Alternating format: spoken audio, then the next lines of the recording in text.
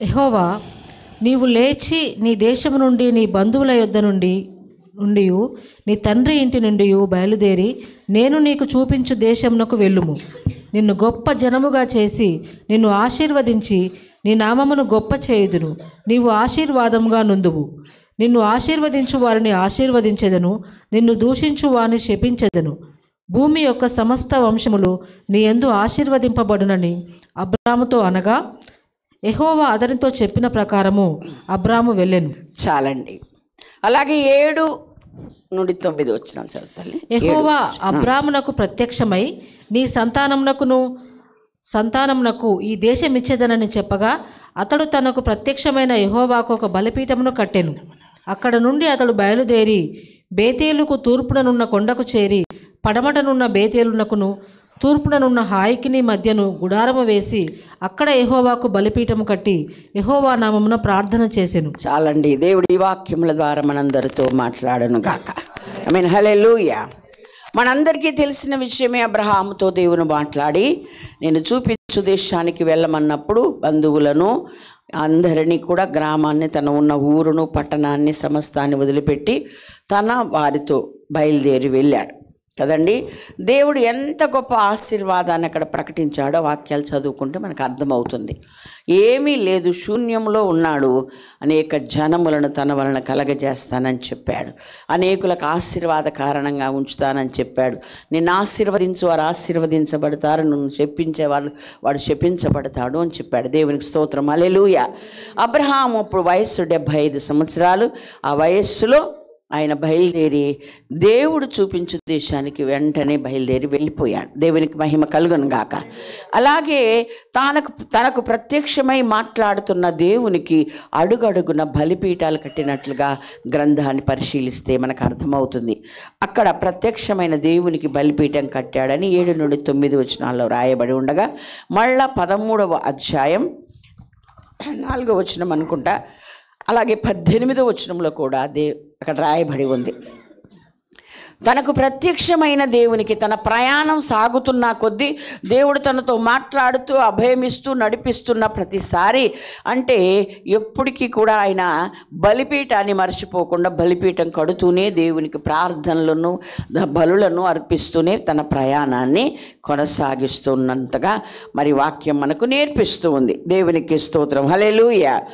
అలాగా ఆ విశ్వాసముతో బలిపీఠాలు కట్టి దేవునికి దహన బలులు అర్పిస్తున్న ఈ ప్రక్రియను చూసిన వారు, వీరి నడవడిని చూసిన వారు, వీరి విధానాన్ని చూసిన వారు, సకల జనుల విధులకు వేరుగా ఉన్న పద్ధతి చూసిన వారు, అడిగితే జవాబు చెప్పితే దేవుని వైపు వచ్చిన వాళ్ళు అప్పటికే 14వ అధ్యాయం 14వ వచనంలో 318 మంది అని మనకు వాక్యం ద్వారా మనం అనేక సార్లు తెలుసుకున్నాం. ఇంకా వాళ్ళ తాలూకా వాళ్ళు వీళ్ళు కలిసి చాలా జనమే అబ్రహాం ఇంట పూటకు 500-600 మంది భోజనము చేసేవారు. యుద్ధము చేయదగిన యోధులని రాశారు అక్కడ. యుద్ధం చేసేవాళ్ళు కొంతమంది నుండి, యుద్ధ సామాగ్రి దగ్గర ఉండేవాళ్ళు కొంతమంది ఉంటారు, వాళ్ళకు వండి పెట్టేవాళ్ళు కొంతమంది. అందుకని నేను దాదాపు 600 చిల్లర ఉంటారు అని చెప్పగలుగుతున్నా. వాళ్ళ కుటుంబాలు ఉంటాయి కదా. కాబట్టి ఇంతగా దేవుడు మాట ఈయన బయటకు వచ్చాడంతే, దేవుడు అద్భుతంగా ఆశ్చర్యంగా తనను నిలబెడుతూ వెళ్ళుచున్న ప్రతి చోట తన సన్నిధిని ఉంచి నడిపిస్తూ దేవుడు వీరి కలిగిన వాళ్ళని రుజువుపరచి అనేక అన్యజనాంగమును అప్పటికే తాను సంతానము లేకపోయినా ఆ ప్రక్రియలో మునిగిపోయి అంతమందిని రక్షించినట్లుగా దేవుని వాక్యం ద్వారా మనము నేర్చుకుంటూ ఉన్నాం.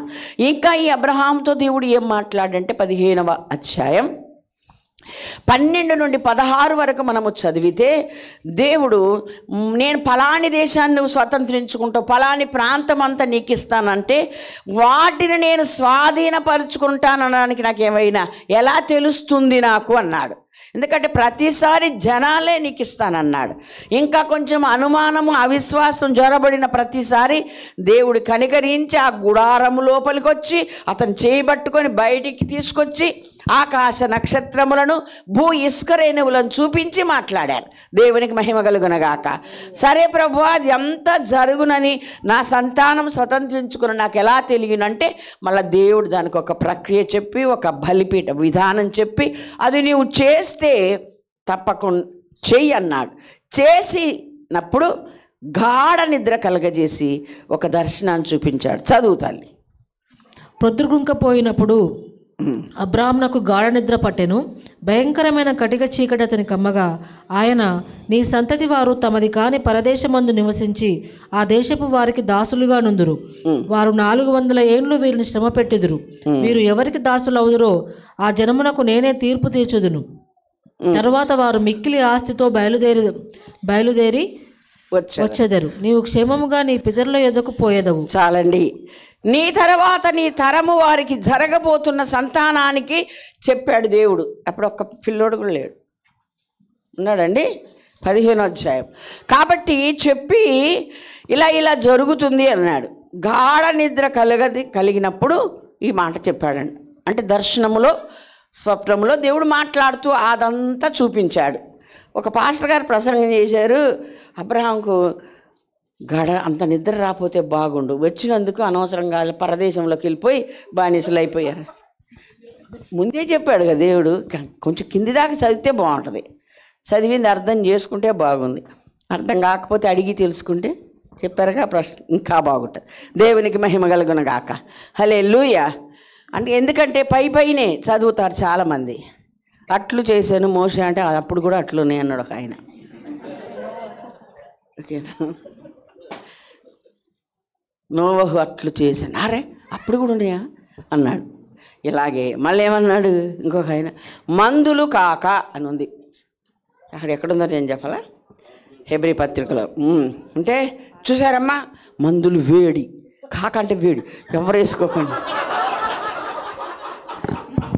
అందుకే బైబిల్ అయ్యగారు చెప్తున్నారు, నేను చెప్తున్నా, పదే మనసు పెట్టి చదవండి. దేవునికి మహిమ కలుగును గాక. హల్లెలూయా, హల్లెలూయా. ఇంకొక ఆయన అన్న, తన్ను తాను, ఇంకా అవుతలే. చూసారమ్మా, మాడినపోతే అంతాడు అంటాడు. వామ్మో, ఈ తన్నే దేవుడు మాకు వద్దని. తన్ను తానంటే అసలు అవతలు చదవాలి కదా కొంచెం. నేను విన్నాను ఆ పాస్టర్ గారు, నేను చిన్నగా ఉన్నప్పుడు, ఏంటి ఇలా చెప్తున్నాడు, మా తాతలు ఎవరు చెప్పలేదు ఏంటి ఇట్లా ఏం చెప్తున్నాడు, ఆశ్చర్యంగా చూశాను నేను. మంచి పెంతకోస్తు పాస్టర్ వల్ల ఆయన. ఏదైతే జ్ఞానం ఉండాలి, తెలివి ఉండాలి. దేవునికి మహిమ కలుగును గాక. హల్లెలూయా. గాఢ నిద్ర కలగజేసింది ఎందుకు అంటే, ఆదాము గాఢ నిద్ర కాకపోతే అవ్వమ్మ బయటికి రాదు. ఈయన గాఢ నిద్ర కలగజేసి జరగబోతున్న విషయాలన్నీ దేవుడు తెలియచేశాడు. దేవునికి మహిమ కలుగును గాక. అంటే చాలా దేవుడు జరగబోతున్న ఎన్నో సంవత్సరాలకు జరగబోయేది ఆ యొక్క స్వప్నముల దర్శనముల ద్వారా అబ్రహాముకు తెలియజేశాడు. ఇదంతా దేవుడు చెప్పినట్టే జరిగింది తప్ప అందులో సొంతది ఏమీ లేదు. తమది కాని పరదేశమందు పరవాసులు అవుతారు, అక్కడ ఉంటారు, మరి అక్కడ కొనిపోబడతారు. మిక్కిలి జనముతో, పెద్ద సమూహంతో నేను మరలా ఆస్తితో కూడా తీసుకొస్తాను అన్నాడు. అన్నీ నెరవేరినాయా లేదా? అక్కడ ట్రాన్స్లేషన్ లోపం ఉంటుంది. ఏమని? అలాగా ఐగుప్తీలను దోచుకొనిరి అని ఉంటుంది. ఏంటంటే క్రిస్తువులు అన్నాడు ఒకడు. రే ట్రాన్స్లేషన్లో పడి ఇంకో బైబిల్ చదువు, ఇంకొక ట్రాన్స్లేషన్ చదువు. ఏంటంటే అన్ని ఏళ్ళు వెటిచాకిరి చెప్పుకుంటే ఆ వెటిచాకిరి అంతా తీసి ఊళ్ళో పోసి పంపించాడు. దేవునికి మహిమ కలుగును గాక. వాళ్ళ కష్టం ఎక్కడా వ్యర్థం కాలేదు. దేవునికి మహిమ కలుగును గాక. ఇలా ప్రతి విషయంలో అడుగడుగున దేవుడు అబ్రహాంతో చెప్పాడు, చెప్పినట్లనే జరుగుతూ వచ్చింది. 48 ఆదికాండం 21 చదువుదాం. మరియు ఇశ్రాయేలు, ఇదిగో నేను చనిపోవచ్చున్నాను, అయినను దేవుడు మీకు తోడై ఉండి మీ పితరుల దేశమునకు మిమ్మును తీసుకొని పోవును. అలాండి అబ్రహాముతో చెప్పినటువంటి మాటలు 4 తరాలు కూడా చెప్పుకుంటున్నాయండి. అవునా కాదా? 4 తరాలు కూడా ఆ రోజు కొరకే ఎదురు చూస్తున్నారు, విడుదల కొరకే ఎదురు చూస్తున్నారు. అబ్రహాం అయిన మా పితరుడికి వాగ్దానం చేసి నువ్వు ఇచ్చినటువంటి ఆ దేశమును, ఆ ప్రాంతాన్ని మేము ఎప్పుడు స్వాధీనం చేసుకోవాలని ఎదురు చూస్తూనే నడిచాయందరు. దేవుని స్తోత్రం. హల్లెలూయా. తీరా ఐగుప్తులో ఉన్నప్పుడు మిరియమ్మ, అహరోను, వాళ్ళ అమ్మగారు, వాళ్ళందరూ కూడా దిగులు పడుతున్న వారిని చెప్పి మరి వాళ్ళను ఉత్సాహంగా ఉజ్జీవంగా ఉండేలా ఇంకెంత కొన్ని రోజుల్లోనే మనము మన వాగ్దాన దేశానికి వెళ్ళిపోతాం. మన పితరుడికి దేవుడు చేసిన వాగ్దానం నెరవేర్చబోతున్నాడు. ఆ దేశాన్ని మనము స్వతంత్రించుకుంటాం. అది మామూలు దేశం కాదు, పాలు తేనెలు ప్రవహించు దేశం. దేవుని స్తోత్రం. హల్లెలూయా, హల్లెలూయా. ఎప్పుడైనా మీకు ఓపిక ఉండి డబ్బులుంటే ఎవరైనా మంచి గైడ్తో మీరు వెళ్ళగలిగితే అసలు చూస్తే ఈ భూమిలోనా పంట పండేది, ఈ భూమి అని మనకు ఆశ్చర్యం అవుతుందండి. అలాంటి రేగడి భూమో ఎర్ర నేలో కాదు, అసలు ఎంత గుట్టలు మెట్టలు అలాంటి బూడిద రంగులో ఉండే భూమి అది. చూస్తే ఇంతింతలా దానిమ్మకాయలు ఇంతింతలా పెద్ద పెద్ద పండ్లు పండుతాయి. దేవునికి మహిమ కలుగును గాక. గుట్టలు మెట్టలతోనే ఉంటుంది. ఒకే ఒక నది, ఒకే సముద్రం, గలిలయ సముద్రమే. అన్ని సోర్సెస్ అది ఒక్కటే. వినేవారికి అద్భుతం ఆశ్చర్యం కలిగిస్తుంది అన్నమాట. అవును, అయ్యగారు కూడా చెప్పారు, మన వర్గం మారినప్పుడల్లా ఏంటి, ప్రభుత్వాలు మారినప్పుడల్లా తప్పకుండా ఒక గ్రూప్ వెళ్ళి ఇజ్రాయెల్ దేశం వెళ్ళి చూసి రావాల్సింది. వ్యవసాయ సంబంధిత అభివృద్ధికి కారణం ఎలాగా ఎక్కడ జరుగుతుంది. దేవునికి స్తోత్రం. హల్లెలూయా. వీళ్ళు ఏం చెప్పారు అనంటే, ఇక నేను చనిపోబోతున్నాను, నా సమయం అయిపోయింది, తప్పకుండా దేవుడు చెప్పినట్టు దర్శిస్తాడు, మిమ్మల్ని అక్కడికి తీసుకెళ్తాడని యాకోబు చెప్పాడు కదా. 50వ అధ్యాయం చదవండి, 24-25. యోసేపు తన సహోదరులను చూచి, నేను చనిపోవచ్చున్నాను, దేవుడు నిశ్చయంగా మిమ్మును చూడవచ్చి ఈ దేశంలో నుండి తాను అబ్రహాము ఇస్సాకు యాకోబులతో ప్రమాణం చేసి ఇచ్చిన దేశంనకు మిమ్మును తీసుకొని పోవునని చెప్పెను. మరియు యోసేపు, దేవుడు నిశ్చయంగా మిమ్మల్ని చూడవచ్చును, అప్పుడు మీరు నా ఎముకలను ఇక్కడ నుండి తీసుకొని పోవాలని చెప్పి ఇశ్రాయేలు కుమారుల చేత ప్రమాణం చేయించుకొనెను. చాలండి, దేవునికి మహిమ కలుగును గాక. మరి అబ్రహామేమో ఆ కుమారుడితో ప్రమాణం చేయించుకొని, నన్ను ఇక్కడ సమాధి చేయకరా పితరుల ఆ గుహలోని అబ్రహాము కొనుక్కున్నటువంటి ఆ యొక్క హేతు కుమారుల దగ్గర కొన్న మక్పేల గృహం ఆ గుహలో నన్ను పాతి పెట్టమని ప్రమాణం చేయించుకుంటే యోసేపు తీసుకొని వెళ్ళి అక్కడ పెట్టాడు. ఇప్పుడు యోసేపు ఏం చెప్తున్నాడు, ఆయన ఏం చెప్పాడు, తప్పకుండా దేవుడు దర్శిస్తాడు, తప్పకుండా మరలా మీ యొక్క దేవుడు వాగ్దానం చేసిన వాగ్దాన దేశానికి మీరు వెళ్తారు అని చెప్పారు. దేవుని స్తోత్రం. హల్లెలూయా. తర్వాత మళ్ళీ ఇదే చెప్తున్నాడు యోసేపు, తప్పక దేవుడు మిమ్మల్ని దర్శిస్తాడు, తప్పకుండా ఆయన చెప్పింది నెరవేరుస్తాడు, మీరు మన పితరుడైన అబ్రహాముకు దేవుడి వాగ్దానం చేసి ఇచ్చిన ఆ దేశాన్ని మనం మరలా చూస్తాం, స్వతంత్రించుకుంటాం. అయితే ఏం చెప్తున్నాడు, మీరు వెళ్ళేటప్పుడు ఎముకలు తీసుకెళ్ళిపోండి. దేవుని స్తోత్రం. హల్లెలూయా. ఏమండి, ఎన్ని సంవత్సరాలు అరణ్య యాత్రలు చేశారు మీరు? 40 years. నిర్గమకాండం 13-19లో వాళ్ళు బయలుదేరి వస్తూ యుద్ధ సన్నద్ధులై బయటకు వచ్చి యోసేపు ఎముకలను తీసుకొని వచ్చిరి అని రాశారు. మోషే ఎప్పుడు, యోసేపు ఎక్కడ కదా. అంటే వీళ్ళకి చెప్పుకుంటూ ఉన్నారుగా, పితరులందరూ కూడా ఎదురు చూస్తున్నారు, నమ్మారు, మరలా ఒకరికొకరు చెప్పుకుంటున్నారు. అదే ఈ పూట దేవుడు మనతో మాట్లాడుతున్నాడు. దేవునికి మహిమ కలుగును గాక. హల్లెలూయా. 78వ కీర్తన 3-5 వరకు చదివితే,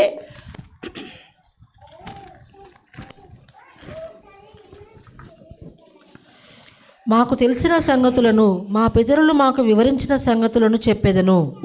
యెహోవా స్తోత్రార్హ క్రియలను, ఆయన బలమును, ఆయన చేసిన ఆశ్చర్య కార్యములను దాచకుండా వాటిని వారి పిల్లలకు మేము చెప్పెదము.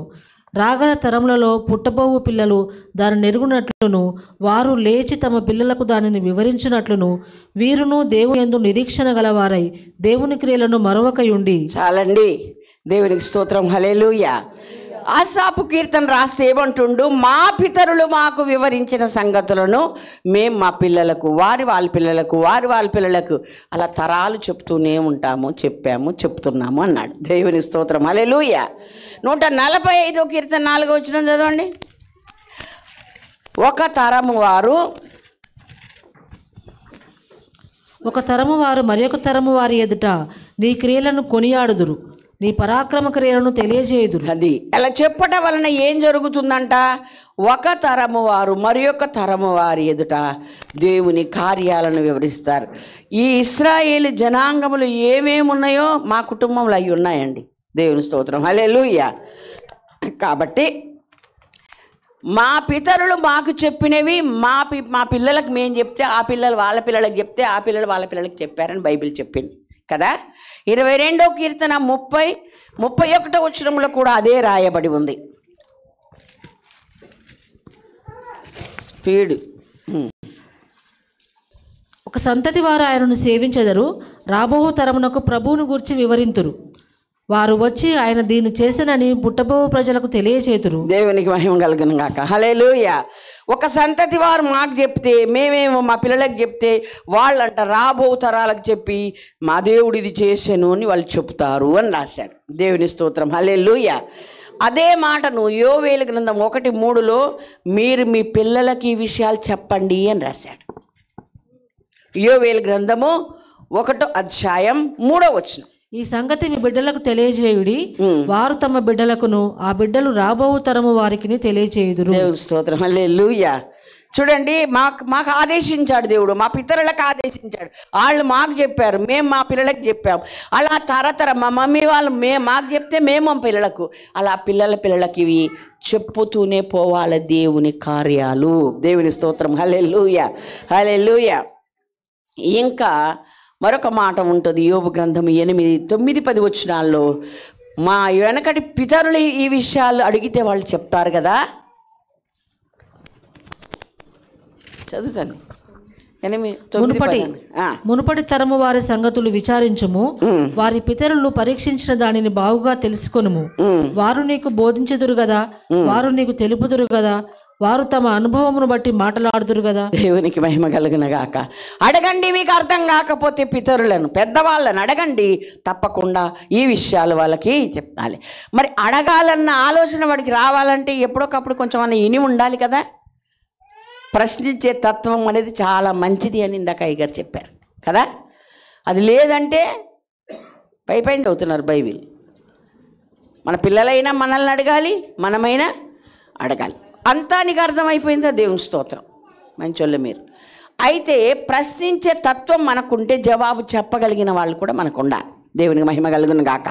అలాగే మన పిల్లలు ప్రశ్నిస్తూ ఉంటే నోరు మూసుకుని అవతల బరా, ఊకే ఎప్పుడు ప్రశ్న అంటావు అని తిట్టొద్దు, వాళ్ళకి చెప్పాలి. దేవుని స్తోత్రం, హల్లెలూయా. వాళ్ళని కోప్పడొద్దు. ఒకవేళ వాళ్ళు అడగడమే లేదనుకో, నీ డ్యూటీ తప్పకుండా వాళ్ళకు దేవుని గురించి వివరించాలి. ద్వితీయోపదేశ కాండంలో అంటాడు, దేవుడే అగ్నిలో నుండి ఆకాశములో నుండి మాట్లాడి ఒక జనమును తనకు స్వాస్థ్యంగా చేసుకున్న ఇలాంటి దేవుడు, ఇలాంటి జనం భూమి మీద ఎక్కడైనా ఉన్నారా అన్నాడు కదమ్మా. 4వ అధ్యాయం 22 నుండి క్షమించండి, ద్వితీయోపదేశ కాండం 4:20 అనుకుంటా, అక్కడ 20లో ఉంటుంది అన్నమాట. అలాగే చూద్దాం, 32 నుండి 35 వరకు కూడా చదివితే అక్కడ అవే రాయబడి ఉన్నాయి. కాబట్టి ఇలాంటి జనము లేదు, ఇలాంటి దేవుడు లేడు. ఆ జనమును ఎన్నుకొని ఆయన ఆ జనమును ఒక ప్రత్యేక జనంగా తీర్చాడు, ఒక్క అబ్రహామును బట్టి. దేవునికి మహిమ కలుగును గాక, హల్లెలూయా. అంతకు ఉన్నారు పితరులు, అబ్రహాముకు ముందున్నవారు, కానీ అబ్రహాముకున్నంత విశ్వాసం అంతకుముందు వారు అంతగా లేకపోవచ్చు. ఎందుకంటే ఈ నోహు కూడా చాలా విశ్వాసమే, కానీ ఎందుకో ఆయనతోటి ఈ విషయాలన్నీ దేవుడు చెప్పలేదు. ఒక జనానికి, ఒక తరానికి నిలబడేలాగా ఆయనను ఎన్నుకున్నాడు. లోకం మీద విశ్వాసం అంటే ఎలాంటిదో తెలియజేసేలాగా, నేరస్థాపన చేసేలాగా నోహును అయితే నిలబెట్టుకున్నాడు. అలాగే హానోకును కూడా విశ్వాస వీరుడిగా నిలబెట్టుకొని తీసుకెళ్ళాడు. కానీ అబ్రహాముతోటి భూమి మీదనే ఒక గొప్ప జనాన్ని, ఆ జనం ప్రపంచమంతా ఎరుగంత ఆశ్చర్యకార్యాలు, అద్భుత కార్యాలు వారి జీవితంలో చేశాడు. మళ్ళీ వాళ్ళకే చెప్తున్నాడు, ఇలా ఏర్పరచుకొని, ఇలా ప్రత్యేకపరచుకొని, ఇలాగ అద్భుతాలు, ఆశ్చర్య కార్యాలు చేసిన దేవుడు మరొక దేవుడు లేడు, మరొక జనము లేదు అని అక్కడ వ్రాయబడి ఉంది. ఈ విషయాలు మీ పిల్లలకు మీరు చెప్పాలి అని కూడా చెప్పాడు. ఎక్కడ చెప్పాడు? క్విజ్ పెట్టొద్దండి అంటున్నారు. 6వ అధ్యాయం 4 నుండి, ద్వితీయోపదేశకాండమే 6వ అధ్యాయం 4 నుండి మీరు 9 వరకు చదివితే దేవుని గురించిన ఈ విషయాలను మీరు కూర్చున్నప్పుడు, లేచున్నప్పుడు, పండుకొనున్నప్పుడు, అమ్మా నడుచున్నప్పుడు ఎప్పుడు చెప్తూనే ఉండాలి. దేవునికి స్తోత్రం. హల్లెలూయా. అంటే ప్రశ్నించక ముందే నువ్వు చెప్పాలన్నాడు. ముందు ప్రశ్నించాక కూడా చెప్పాలి. ఓకేనా? ఏం ప్రశ్నలు వేయక్కర్లేదు. ఏం చేయాలి? వాళ్ళకి చెప్పాలి. ఏం చెప్పాలి? దేవుని గురించి, దేవుడి ప్రజల గురించి, దేవుడు వాళ్ళ కొరకు ఎలాంటి కార్యాలు చేశాడు, ఎలాంటి అద్భుతాలు చేశాడు, ఎలాంటి ఆశ్చర్య కార్యాలు చేశాడు నువ్వు చెప్పాలి. ఇది ఎప్పుడు సాధ్యమవుతుంది? ఎప్పుడైనా సాధ్యమే అవుతుంది. ఇంకా ప్రత్యేకంగా అంటే కూర్చున్నప్పుడు, నడుచున్నప్పుడు, పడుకున్నప్పుడు ఇవన్నీ చెప్పమన్నాడు కదా. మరి ఇంకా ఎప్పుడు సాధ్యమవుతుంది అంటే కుటుంబ ప్రార్థనలోనే సాధ్యమైంది. దేవుని స్తోత్రం. హల్లెలూయా. ఎందుకంటే ఏదో ఒక వాక్యం చదువుకుంటూ పోయి, సలోమి కూడా ఉందనుకుంటా అప్పుడు కొత్తలో, ఎవరున్నారు నేను అప్పుడు చెప్పాను, దయచేసి పిల్లలకు చెప్పాలి కానీ ఒక ఆమె గురించి నేను విని చెప్పాను అనమాట. ఆమె పుస్తకం పెట్టుకొని యెహోవా నా బలం మొత్తం పాడద్దంట. ఎన్ని వచనాలు? 12 వచనాలు ఏమున్నాయి. ఆ పని దయచేసి మీరు చేయకండి అని చెప్పాను. ఓకేనా? ఇక చాలామంది నేను విమర్శిస్తున్నాను అనుకోవద్దు. ఎప్పుడు మోకరించినా అక్కడ మొదలుపెట్టి ఇక్కడ దాకా ప్రార్థన చేస్తారు. వీళ్ళందరూ పడుకొని కూర్చుంటారు. చాప్టర్లు బైబిల్ చదివేసి ఇవన్నీ ఇక అది అలవాటుగా అవుతుంది. కానీ అప్పుడు సమయోచితంగా బిడ్డల వయస్సును బట్టి, బిడ్డల యొక్క పరిస్థితిని బట్టి ప్రతిరోజు కుటుంబ ప్రార్థన చేయాలి. ప్రతిరోజు వాక్యములో కొన్ని విషయాలు చెప్పాలి. కానీ వారి బుర్రకెక్కేంతగా షార్ట్కట్గా, తెలివిగా, జ్ఞానంగా చెప్పాలి. దేవుని స్తోత్రం. హల్లెలూయా. అందుకే 2 వచనాల పాటలు ఇప్పుడు చాలు చేశారు కదండి. అప్పుడు అవి పాడండి. దేవునికి మహిమ కలుగును గాక. హల్లెలూయా. అలాగా అది సాధ్యమవుతుంది కనుక మీరు కంపల్సరీ ఆ పని చెయ్యాలి అని గ్రంథం మనకు నేర్పిస్తూ ఉంది. అలాగే మీరు బ్రతికినా ఎలా బ్రతకాలంటే వారికి ప్రత్యేకంగా బ్రతకమని కూడా చెప్పాడు. అవునా? మనుష్యులు చేసే పాపాలు మీరు ఎవరు చేయొద్దు అని ఇశ్రాయేలుకు ఆజ్ఞాపించాడు. ఏమండి? సంఖ్యాకాండం 5వ అధ్యాయం 5-6 వచనాల తర్వాత మీరు చదువుకోండి. మనుషులు చేసే పాపాలు చేయొద్దని ఎందుకన్నాడండి? ఎందుకంటే ఇశ్రాయేలీలు మామూలు మనుషులు కాదు. దేవుని స్తోత్రం. హల్లెలూయా. ద్వితీయోపదేశకాండం 33వ అధ్యాయం 29వ వచనములో అంటాడు, ఓ ఇశ్రాయేలు, యెహోవా రక్షించిన నిన్ను పోలినవాడు ఎవడు? దేవునికి మహిమ కలుగును గాక. అంటూనే చెప్పాడనమాట. ఏమని? అగ్నిలో దర్శనమిచ్చాడు, ఆకాశము నుండి దర్శనమిచ్చాడు, ప్రతి సమయంలో సందర్భంలో పితరులతో మాట్లాడాడు. అలా మాట్లాడిన నువ్వు స్వరం విన్నావు కానీ ఏ ఆకారం చూడలేదు కనుక ఏ ఆకారం నువ్వు చేసుకోవద్దు. అలా ప్రతిసారి అగ్నిలో నుండి, ఆకాశములో నుండి నీతో మాట్లాడుతూ నిన్ను నడిపించిన ఇలాంటి దేవుడు ఎవ్వరు లేరు. దేవుని స్తోత్రం. హల్లెలూయా. మేఘమును, అదే మేఘమును అగ్నిగాను మరి మేఘంగాను నీడగాను వాడాడు కదా. అసలు ఎవరు? ఆయనే. మేఘం ఒకటి తీసుకొచ్చి ముందర నడిపించలే, ఆయనే నడిచాడు ముందుగా. దేవుని స్తోత్రం. అంటే సమయోచితంగా నడిపించగలడు, సహాయం చెయ్యగలడని అరణ్య యాత్రలో వాళ్లకు రుజువు చేశాడు. మరి మనం కూడా ఈ లోకమనే ఈ అరణ్యంలో యాత్ర చేస్తున్న దేవుని బిడలం. వాగ్దాన దేశం చేరడానికి మన యాత్ర కొనసాగుతుంది. దేవునికి స్తోత్రం. హల్లెలూయా. ఇక్కడ 1 పేతురు 2:9 నుండి 11 వరకు మీరు చదువుకుంటే తర్వాత రాసుకోండి రెఫరెన్స్. అక్కడ చీకటిలో నుండి ఆశ్చర్యకరమైన వెలుగులోనికి నడిపించిన దేవుడు ఎన్నెన్ని హోదాలు మనకిచ్చాడో చెప్తూ చివరికి మనం పరదేశులము, యాత్రికులము అని చెప్పాడు. దేవుని స్తోత్రం. హల్లెలూయా. అంటే ఈ బైబిల్ చదివినప్పుడల్లా, ధ్యానించినప్పుడల్లా మనం పరదేశులం అన్న సంగతి గుర్తుపెట్టుకోవాలి. ఎవడని పోతే అప్పుడు పరదేశులము అప్పుడు పాడ కాదు, రోజు గుర్తుపెట్టుకోవాలి. దేవుని మహిమ కలుగును గాక. రోజు గుర్తుపెట్టుకోవాలి మనం యాత్రికులమని. యాత్రలో ఆయన మనతో ఉండి పగలు మేఘస్తంభముగాను రాత్రి అగ్నిస్తంభముగాను మనల్ని నడిపించే దేవుడని మనం గ్రహించాలి. గ్రహించింది మన బిడ్డలకు మనము చెప్పాలి. దేవునికి మహిమ కలుగునగాక. చూద్దాం నిర్గమకాండం 13వ అధ్యాయం 8వ వచనం అలాగే 14వ వచనం కూడా చదువుదాం. మరియు ఆ దినమున నేను ఐగుప్తుల నుండి వచ్చినప్పుడు యెహోవా నాకు చేసిన దాని నిమిత్తము పొంగని రొట్టెలను తినుచున్నానని నీ కుమారునికి తెలియజెప్పవలెను. చాలండి. 14 చదువు తల్లి. ఇక మీదట నీ కుమారుడు ఇది ఏమిటని నిన్ను అడుగునప్పుడు నీవు వాని చూచి బాహుబలము చేత యెహోవా దాసగృహమైన ఐగుప్తులో నుండి మనలను బయటికి రప్పించెను. దేవునికి మహిమ కలుగునగాక. ఏమండి, వాళ్ళకు కొన్ని విషయాలు నువ్వు చెప్పాలి, అడిగితే చెప్పాలి, అడగకుండా చెప్పాలి. అడిగితే చెప్పమన్నారని పిల్లోడు అడగట్లేదని మౌనం వహించొద్దు అని మళ్ళా జ్ఞాపకం చేస్తున్నాను. ఓకేనా?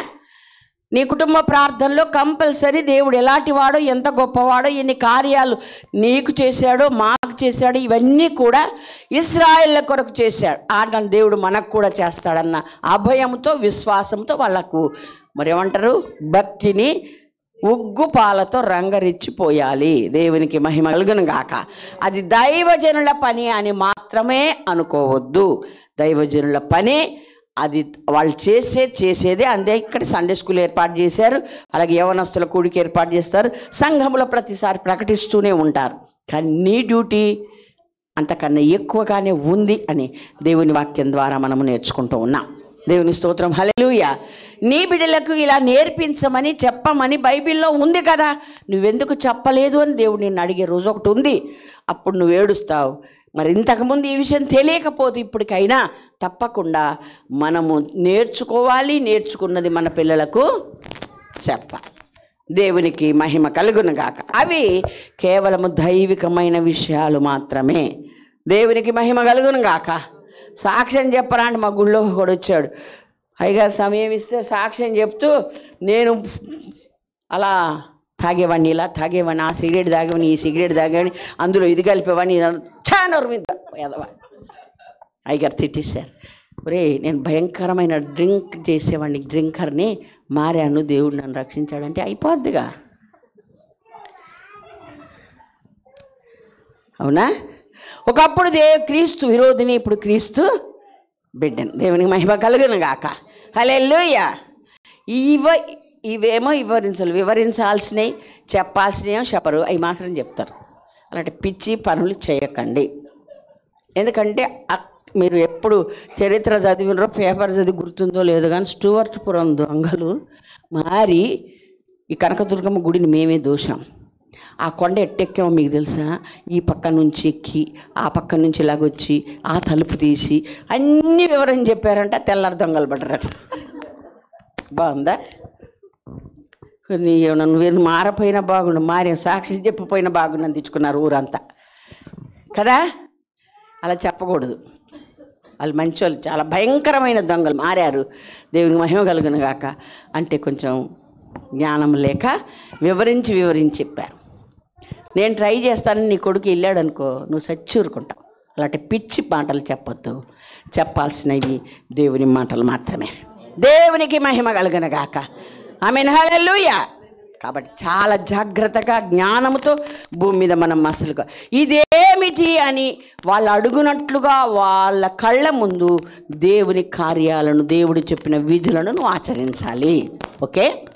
ఒక్కొక్కసారి కూర్చున్నప్పుడు దేవుని సత్యములను వాక్యములో నుండి తీసి పితరులకు దేవుడు ఏం చేశాడో, మనకేం చేశాడో అవన్నీ కూడా వివరించాలి అని వాక్యంలో ఉంది. యెహోషువ గ్రంథం 4వ అధ్యాయం 6వ వచనంలో కూడా రాయబడి ఉంది.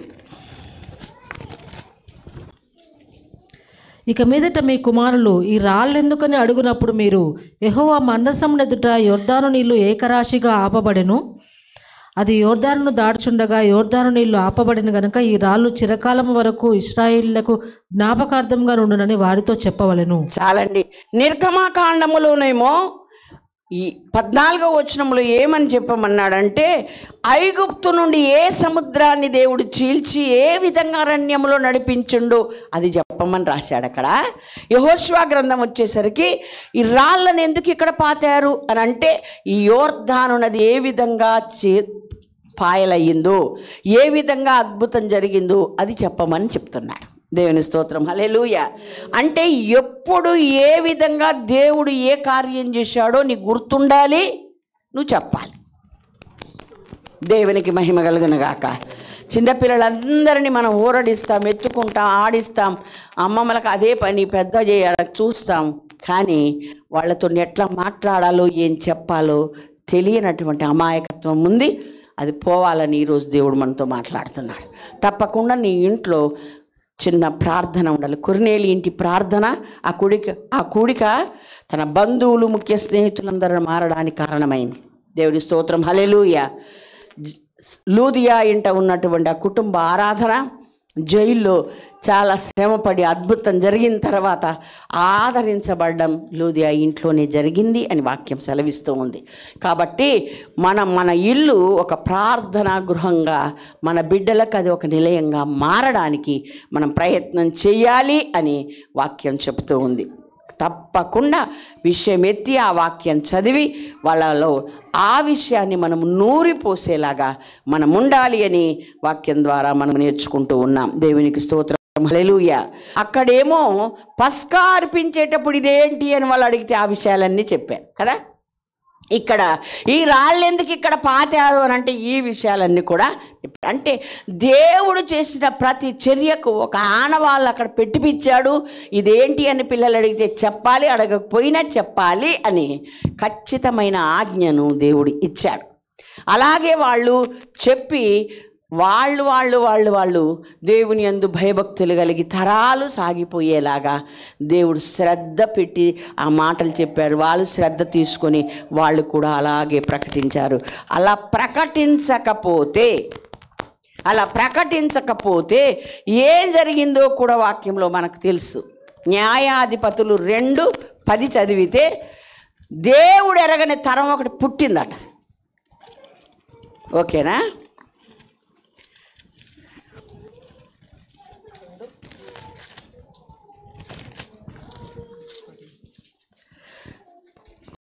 ఆ తరము వారందరూ తమ పితరుల యొద్దకు చేర్చబడిరి. వారి తరువాత యెహోవానైనను ఆయన ఇశ్రాయేలుల కొరకు చేసిన కార్యములనైనను ఎరుగని తరం ఒకటి పుట్టగా. అవును, చాలు. చెప్పిన వాళ్ళు చెప్తున్నారు, వింటూ వచ్చారు. ఎప్పుడైతే ఇక వాళ్ళు చనిపోయారో వీళ్ళకి తెలియదు దేవుడు ఎవరు. ఎందుకని? ఆ సచ్చిన వాళ్ళు చెప్పలే.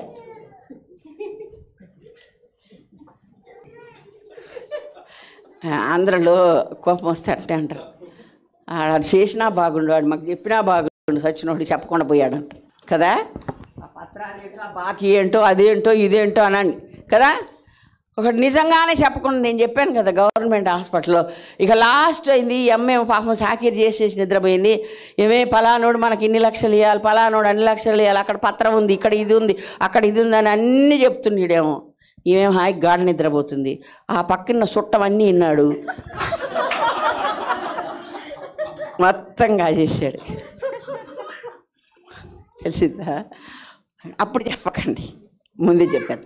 దేవునికి మహిమ కలిగిన గాక. హల్లెలూయా. ఇవన్నీ మాకు చెప్పలేదు అన్నారు. చెప్పలేదు గనకనే దేవుడు ఎరగని తరం ఒకటి పుట్టింది. ఎందుకని పదే పదే జ్ఞాపకం చేస్తున్నాడు దేవుడు అంటే, నీతోనే ఈ సత్యాలు, ఈ యొక్క దేవుని కార్యాలు, దేవుని నామ మహిమ కొరకై జరిగే అద్భుతాలు నీతోనే పోకూడదు, నీ తరతరములకు రావాలి. అది దేవుడు చెప్పిన ఆజ్ఞ. దేవునికి మహిమ కలుగునగాక. మా పితరులు మాకు అలా చెప్పారు, మా పితరులు మాకు అలా నేర్పించారు, మేము మా బిడ్డలకు చెప్పాము, మా బిడ్డలు అలా బిడ్డలకు చెప్తూనే ఉన్నారు.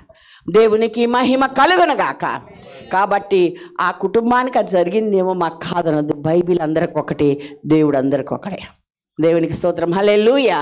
విశ్వాసం కూడా ఎంత నూరిపోసేవాడంటే, మా పెద్దన్నయ్య చిన్నగా ఉన్నప్పుడు 4 సంవత్సరాలు, నేను చాలాసార్లు పిల్లలకు కూర్చున్నప్పుడు చెప్తాను, 4 సంవత్సరాల వయసు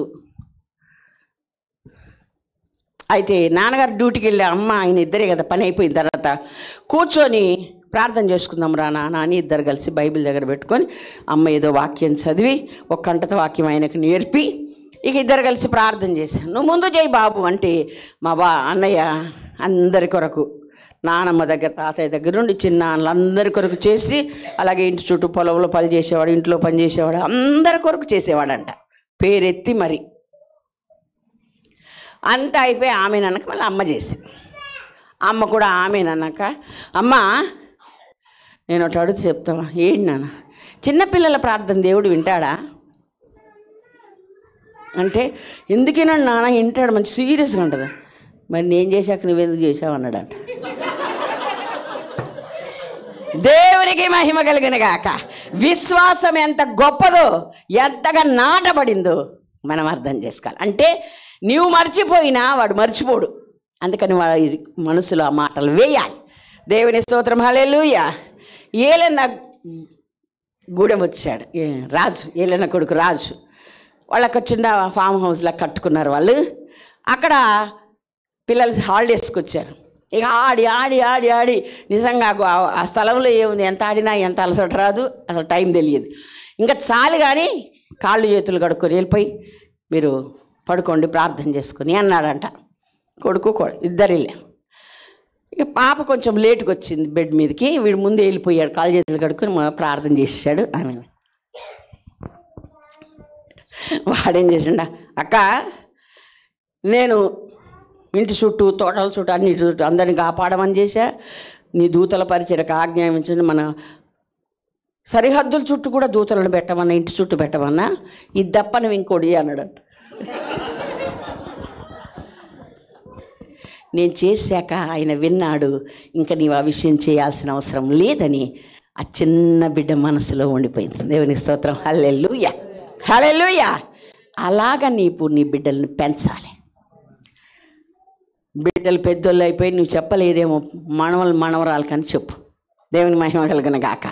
లేక నీ బిడ్డలు ఇంకా వయస్సులో ఉన్నారా, వారికి చెప్పడం నువ్వు మర్చిపోకు. దేవునికి మహిమ కలుగును గాక. అలా చేయకపోతే ఒక దేవుని ఎరగని, యెహోవాను ఎరగని తరము పుట్టే ప్రమాదం ఉంది గనక అది మన వంశములో జరగకుండానట్లుగా దేవుని ఎరిగిన మనము చాలా జాగ్రత్తలు తీసుకోవాలి. దేవునికి స్తోత్రం, హల్లెలూయా హల్లెలూయా. మరొక మాట, ఎజ్రా గ్రంథము 2వ అధ్యాయం 50వ వచనం చదువుదాం.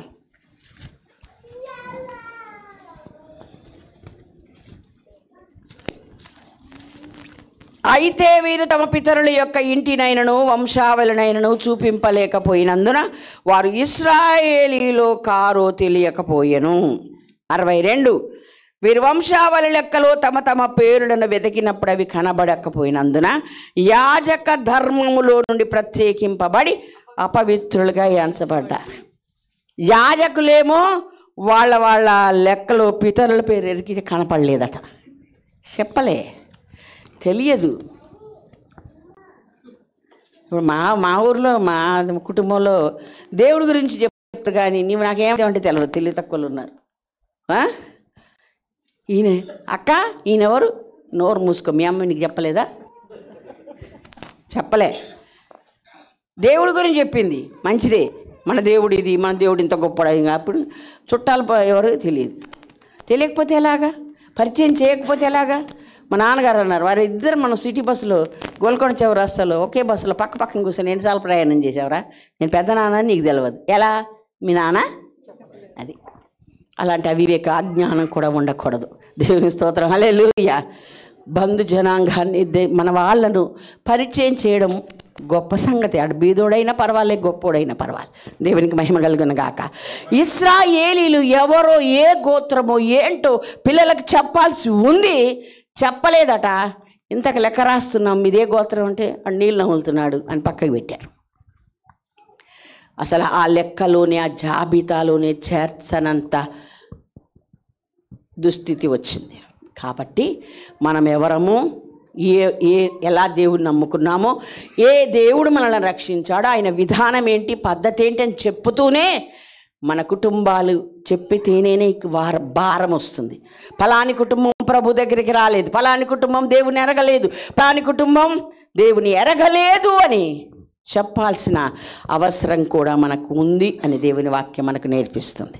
ఇంకా అదే తరములో మేమున్నప్పుడు, మేము చిన్నగా ఉన్నప్పుడు, లేక మేము పలానప్పుడు కష్టాల్లో ఉన్నప్పుడు, బాధల్లో ఉన్నప్పుడు పలాని వారు మనకు సాయం చేశారు, పలాని వాడు కీడు చేశారు, చెప్పాలా వద్దా?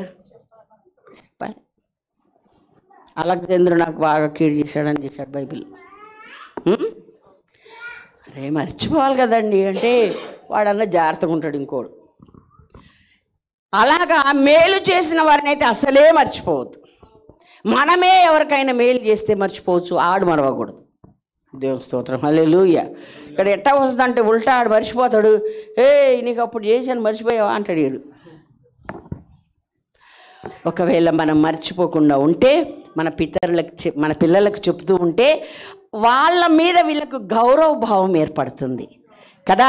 వాళ్ళని గౌరవిస్తారు. అరే పలానప్పుడు మేము కష్టంలో ఉన్నప్పుడు మా నాన్నగారికి సహాయం చేశాడంటే నాన్న పోయిన తర్వాత కూడా వీడు గుర్తుపెట్టుకుంటాడు.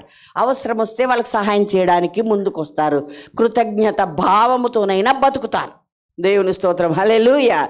మేము చిన్నగా ఉన్నప్పుడు మా పెద్దన్నయ్య అడిగేవాడు, ఏమని, అమ్మ మీకు చాలామంది తాతలు అయితే మా మమ్మీకి మేనమామలు, మామలు, ఈ చిన్నాన్నలు ఎవరెవరు మీకు ఏమేమి సాయం చేశారని చెప్తున్నావు కదమ్మా. అప్పుడప్పుడు నువ్వు ప్రత్యేకంగా ఎవరెవరు చేశారో చెప్పమ్మా. నేను తప్పకుండా నా చేతికి దేవుడు మరి ఇచ్చినప్పుడు, మంచి పొజిషన్ ఇచ్చినప్పుడు నేను వాళ్ళ పిల్లలను జ్ఞాపకం చేసుకుంటానని చెప్పాడు. నిజంగానే మా తాతలు ఎవరెవరు మా మమ్మీకి మా డాడీకి సాయం చేశారో ఆయన కొంచెం పొజిషన్ వచ్చిన తర్వాత వాళ్ళ పిల్లలందరికీ చేయాల్సిన మేలు సహకారం చేశాడండి. దేవుని మహిమ కలిగిన గాక. ఇది దేవుడు మెచ్చేదా తిట్టేదా? ఎస్ కదా. అంటే ఒక మంచి కార్యం చేయడానికి ఆ విషయాలు చెప్పి వాళ్ళను ప్రోత్సహించటం వలన వారు ఒక మంచి కార్యం చేయడానికి మనం వాళ్ళను ప్రోత్సహించిన వాళ్ళం, నాంది పలికిన వాళ్ళం అవుతాం. దేవుని స్తోత్రం, హల్లెలూయా. వాళ్ళ పిల్లలు అడుగుతారు, ఈయన చాలా దూరం చుట్టం కదా, ఈయనకెందుకు సాయం చేస్తున్నావు నాన్న, ఈయనని ఎందుకు ఇంత శ్రద్ధగా పట్టించుకున్నావు, ఎందుకని అని అంటే స్టోరీ మొత్తం తప్పకుండా పిల్లలకు చెప్తారు. పిల్లలు చెప్పినప్పుడు ఓహో కనుక మేము కూడా మా డాడీకి ఏదైనా చేస్తే తప్పకుండా మేము గుర్తుపెట్టుకొని వాళ్ళకి మేము సహాయం చేయాలి, మేలు చేయాలి అనే ఒక తత్వం పిల్లల్లో బ్లడ్లో ఉండిపోద్ది.